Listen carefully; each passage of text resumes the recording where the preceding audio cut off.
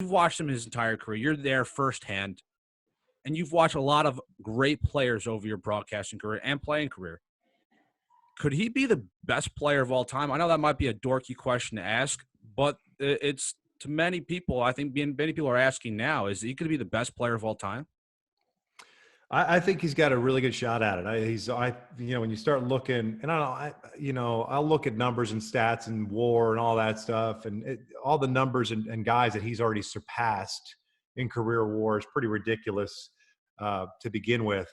But I think when you look at the full body of work, there's still a lot of career left to be played.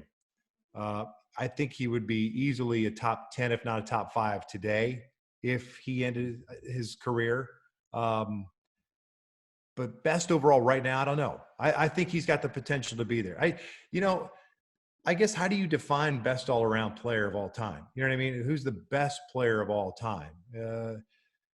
I know everyone likes to argue Barry or Willie Mays. I'd like to argue Babe Ruth. Babe Ruth, the 90-some games as a pitcher, and they said, you know what? I think I'm going to go hit now. Then he hit 714 home runs. You know what I'm saying? It's like, and it was this huge personality that transcended the game.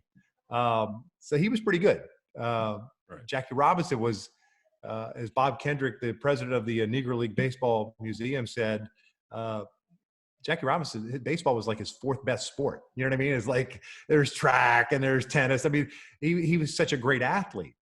But I think Mike certainly has, in today's world, because of social media and because video replays and the like are so readily accessible to us that we could see it. It's no longer reading something in the paper and hoping that the highlights show it so that you can add some perspective to it. You know what I mean? Right. So I think he's well on his way to becoming that player. There's no doubt.